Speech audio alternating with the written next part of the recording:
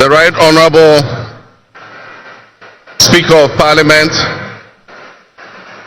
Honorable Members of Parliament, Her Excellency, the Vice President of the Republic of Ghana, Jane Nana Opoku-Agyeman, Her Ladyship, the Chief Justice, Your Excellency, Bola Ahmed Tinubu, President of the Federal Republic of Ghana, and special guest of honor for this occasion, Your Excellencies, Presidents, Heads of Government and Development Agencies, Your Excellency Nana Addo Dankwa Akufo-Addo, and former Presidents, Your Excellency Dr. Mahamudu Bawumia, distinguished invited guests, ladies and gentlemen, my brothers and sisters, I wish you a good morning, and we give thanks to the Almighty God on this occasion. Our Father who art in heaven, we thank you for giving us this day, a day that offers me, your humble servant, a unique opportunity to work to reset our dear country, Ghana. 32 years ago, on January 7th, Ghana made its first and most successful democratic transition, a reset, with the swearing in of the newly democratically elected President, Jerry John Rawlings of blessed memory. Our nation was returned to a multi-party democracy with a new constitution that went into effect, and the Fourth Republic was officially established. I refer to it as a reset because on that day in 1993, we made our fourth attempt at establishing a democratic system of government with term limits based on free, fair, and transparent elections.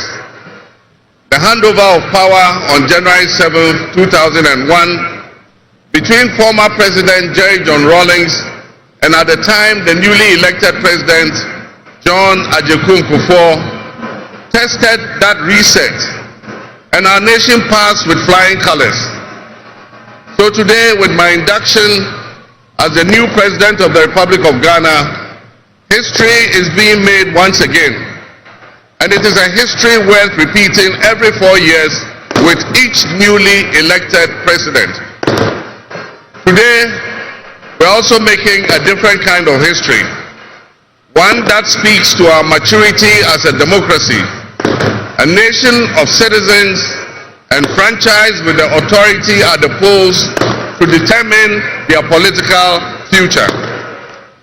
Today's exercise between the outgoing President, His Excellency Nana Addo Dankwa Akufo-Addo, and I feels a bit like a deja vu. That is because 8 years ago to this day, on January 7, 2017, we shared this same space and performed this same transitional exercise. At the time, I was the outgoing President, having served one term, and he was the incoming President, having been given a mandate by the people of Ghana to lead this great nation of us. He and I both understood on that day, as I'm sure we are today, that it is the people of Ghana that we are elected to serve. Somehow, it seems fitting that it is with Nana Akufo-Addo that I twice shared this stage and this unique historical distinction, because Nana Akufo-Addo and I began our national political careers in Parliament in the same year, 1996. He has always greeted me with warmth, a firm handshake, and a smile.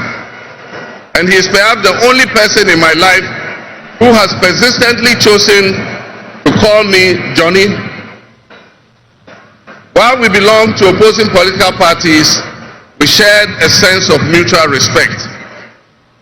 In those early days, we probably could not have imagined that destiny would bring us to the leadership of our respective parties, and that we would have to face off 3 separate times as we each vied for the highest office of the land. Nana, as this will be our final meeting under these circumstances, and as I look back on the journey we have traveled together, two much younger men who entered Parliament together with a full head of black hair, and you with the same bald head and round eyeglasses, I have to say that you have, without exception, been a worthy opponent. I extend my warmest wishes to His Excellency, the former Vice President, Dr. Alhaji Mahmoud Bawumia. It was a grueling campaign, and we gave it our all. Your sportsmanship in making an early concession eased tensions and contributed to the early conclusion of the electoral contest. I wish you all the best in your endeavors. My brothers and sisters, the world in which Ghana exists today, as I begin this presidency, is not the same world in which we have lived under other presidencies. There are tensions and conflicts that have not previously existed between nations. These tensions and conflicts place pressure on alliances to decide where we will support. There's a seismic shift happening within the system of global economic dominance. Whereas the G7 nations, United States, the United Kingdom, Canada, France, Germany, Italy, and Japan once provided the highest percentage of the world's GDP, over the last decade, that number has been steadily dropping. However, the combined total of the GDP of the BRIC nations, Brazil, Russia, India, China, South Africa, Iran, Egypt, Ethiopia, UAE, their GDP has been consistently increasing. In 2023, for instance, the G7's combined total of world GDP was 30%. But by 2029, that number is predicted to drop to 27%. In 2023, the BRICS percentage of world GDP was 37.3%. And so what does this mean to us in Ghana? What could it mean to our economy? Where do we fit in this geopolitical maelstrom? Technology such as artificial intelligence has taken us to new heights, opening up the potential for national, financial, and personal security issues that we are not yet able to imagine. One example is the use of misinformation and algorithm manipulations on social media platforms to sway a particular group's sentiments towards or away from something. Now more than ever before, we need to strengthen our ties with our neighbors to ensure that we're working together to keep our sub-region safe. We stand in solidarity and work in alliance with all our neighbors in the sub-region. Recognizing the history of our borders, we also acknowledge that on the other side of our country's borders are our family members. They may be Ivorians, they may be Togolese, they may be Burkinabes, they may be Nigerians or Malians, but they are also Akans, they are Kasinas, they are Gwans, they are Ewes, they are Nzemes, they are Hauses, they are Moshis and Gurmes, because we are all part of one another, one big family. With the increase of the climate crisis, and as the waters grow warmer, melting the Arctic ice and permafrost, there's a greater likelihood for viruses that have been frozen and thought to be extinct for decades, perhaps even centuries, to begin to spread and create another global pandemic. The changing climate conditions, increased population density in urban areas, and mass international travel are enabling existing viruses to spread and mutate at a faster and faster rate than they did before. This is a serious challenge. Let us not forget the toll that the past epidemics of viruses like Ebola, COVID, and Mpox have taken on the families and communities and medical infrastructure in several of our neighboring countries and in the sub-region. Let us also not forget how swiftly and completely the COVID pandemic brought the entire world to a screeching halt. My government will be working diligently to strengthen our public health systems while monitoring the global health situation so that when, and not if, but when the next pandemic or epidemic occurs, the loss of lives in Ghana will be minimal. The larger world exists around us and to some extent within us. While we cannot and should never use it as an excuse to stray from the direct and immediate needs of Ghana for the well-being of our citizens, we must also bear in mind that the affairs of the world, if we care to shape, lessen, avoid, or even at the other end of things, maximize the effect they have on us. My brothers and sisters, barely a month ago, we held historic elections that have caused dramatic shifts in our political landscape.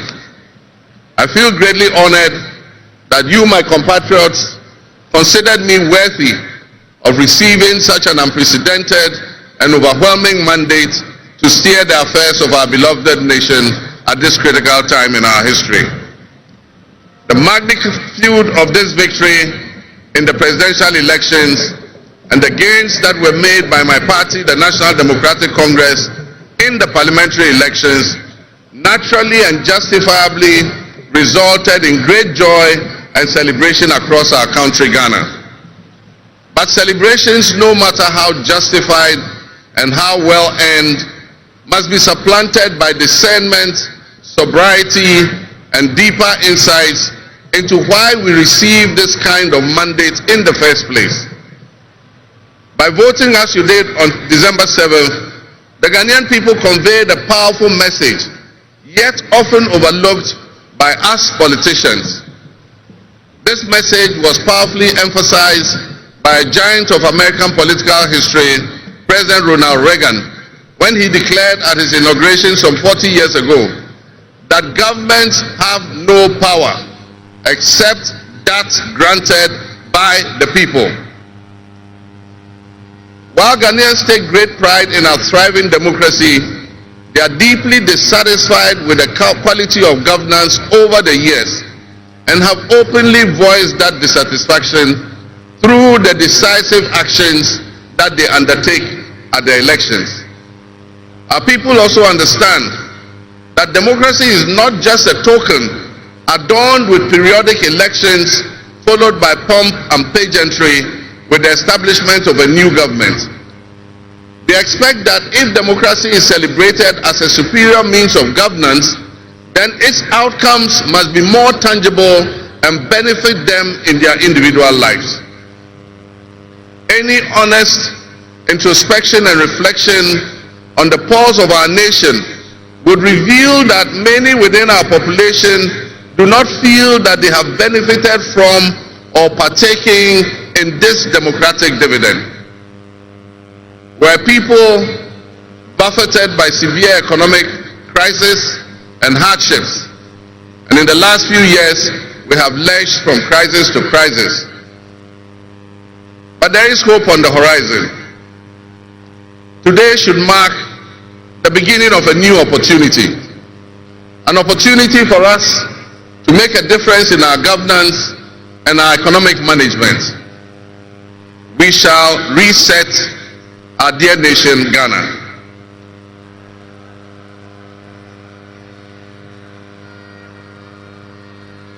To the millions of my fellow countrymen and women who joined long queues and waited in the sun for their turn to vote for me, you have my sincerest thanks for honoring me. My firm, immutable assurance is that your vote will matter in the work that I'll do to make a difference in the destiny of this dear nation of ours. Your courage to bring change will not go in vain. Our nation was born with much promise. That promise would seem hazy and in doubt now, because of all that has happened in the past. But I urge you, my fellow countrymen, not to be sucked into a state of perpetual pessimism. For some time, our country has urgently needed leadership with an unwavering desire to get things done. I with all humility assent that I intend to be that leader with your cooperation and your help. As your next leader, I shall strive to exercise sound judgment and be able to make the right calls at the right time.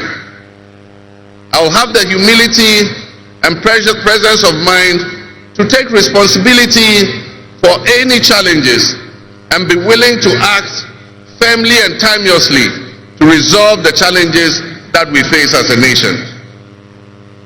Since the elections, I have read and heard the word hope used many times in relation to my presidency and what it should offer the citizens of Ghana.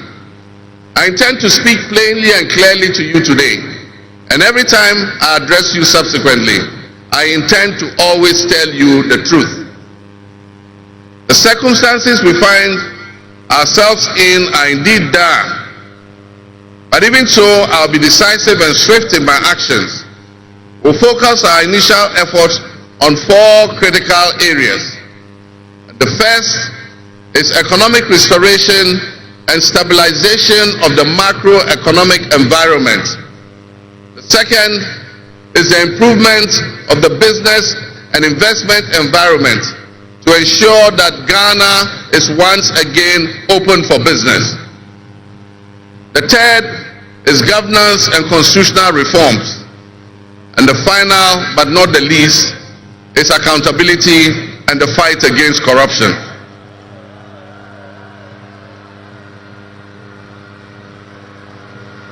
My brothers and sisters, actions have always spoken louder than words. With that in mind, I have entered into a covenant with you, the good people of Ghana, in which I have enumerated 26 actions that I'll take within my first 120 days. There is reason for hope, and there is every reason for hope. But we must also have faith, because faith empowers us to trust the things that will happen. With faith, you believe what you know, and that is why we need faith to be able to achieve our reset. We need a reset with the faith we have in our country and our leadership. We need a reset with the faith we have in our institutions. We need a reset with our faith in our dear nation Ghana. And by that I mean in all of us, because all of us are Ghana. You are Ghana and I am Ghana. All of you seated here today, Ghanaian citizens, you are Ghana. The people who you are with or near you as you watch this on television, in your homes, or listen on radio, or follow on social media are what we call Ghana. I ask that we enter into the covenant with the Ghana we all love and the good people of our country who make up this dear nation. And I ask that you envision a Ghana that you want to live in, a Ghana that you want to leave behind to your children and your grandchildren. What can you do to help build that better Ghana that we all strive for?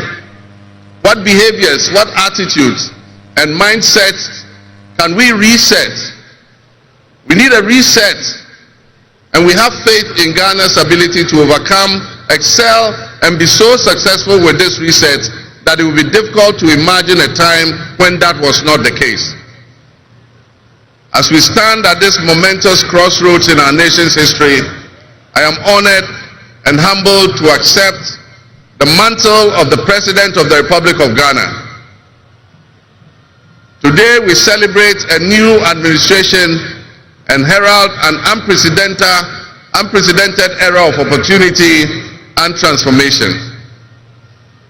With Nana, Jane, Opoku-Agyeman, by my side, we are poised to embark on a journey of progress and inclusivity, united in our vision for a more prosperous Ghana. This day is particularly special for us and for every Ghanaian who dreams of a society where barriers are shattered and ambitions are realized. With the inauguration of Ghana's first female vice president, we have turned a significant page in our history. Nana Jane's ascension to the high office is not merely a personal triumph. It symbolizes our collective commitment to fostering a nation where gender equality and female representation are cherished and amplified. This is a powerful testament to the power of diverse voices to shape the future, voices that have the courage to soar beyond our traditional confines.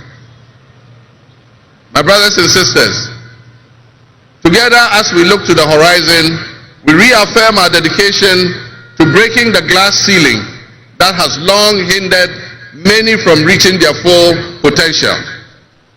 Governance that reflects all segments of our population strengthens our democracy and enriches our conversation. We stand committed to enacting policies that empower women and ensure that the door of opportunity is opened wide for our youth and our women, regardless of their background. Together we'll galvanize our efforts to create a society where every Ghanaian can dream, believe, and achieve without any restraints. Remember that great leadership is not defined merely by the offices we occupy, but by the legacy that we leave for future generations. My administration, along with my Vice President, Nana Opukwajiman, will prioritize inclusivity, accountability, and innovation, forging pathways that will lead to the upliftment of all of our citizens.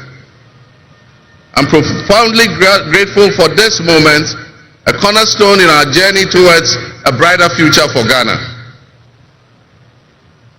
In this resounding victory, I see a clarion call, particularly from the youth of Ghana, a generation that is brimming with potential and dreams that are waiting to be realized. This moment is a powerful affirmation that your voices matter, that your aspirations are valid, and that your future must be our priority. We're committed to translating your hopes into action and creating opportunities for education, entrepreneurship, employment, and empowerment. Our policies will be tailored to sustain innovation and foster industry that engages today's young minds and equip them with the skills needed for tomorrow's challenges. Together with the private sector and captains of business, we will create decent and well-paying jobs.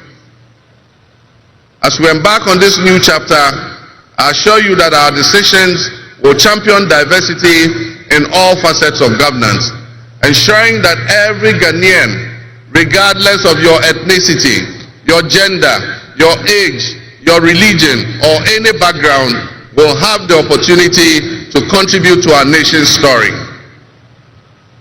Ghana's youth represent the heartbeat of our democracy.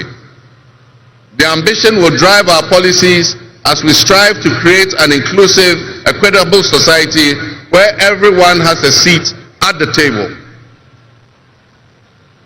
Our vision hinges on the introduction and implementation of a 24-hour economy.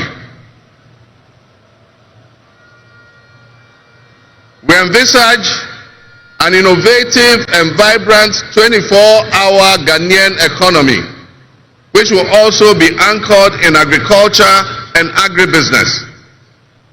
This innovative approach will unlock potentials that have long remained dormant, enabling us to harness the energy and creativity of all our people.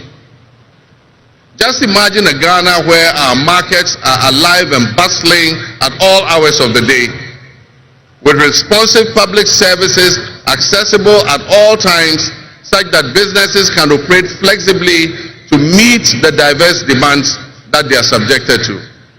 And young people, including entrepreneurs, can find opportunities regardless of traditional institutions. The 24-hour economy model will also bolster job creation for the young people, stimulate local industry, and attract foreign investments, and allow us to build resilient communities and a sustainable future. This vision extends beyond mere economic transactions. It symbolizes empowerment, the empowerment of every Ghanaian to contribute to our national progress. My fellow citizens, this vision will allow us to embrace diversity, to cater to varied lifestyles and preferences, and foster a culture of inclusion, ensure that every citizen can enjoy the fruits of his hard work. To the business leaders and entrepreneurs, I invite you to support this new model and join me in shaping a business environment where creativity thrives and where the fruits of your investments contribute to the collective welfare of our nation. Your role in driving our economy forward cannot be overstated. Your innovation and dedication will be a backbone of our success story. And I pledge to you that we would look at the tax regime and rationalize them so that they are more transparent and fair. Members of the business community, I assure you, Ghana is open for business again. Let me thank you, Your Excellencies, my fellow presidents, for leaving what is a busy schedule behind and coming to join us at this ceremony. Your presence brings honor to this inaugural ceremony. And I want to extend my heartfelt thanks to all of you and to our sister countries who have traveled from near and far to be with us today. Your presence is a testament to the strong bonds of friendship and cooperation that exist between our nations.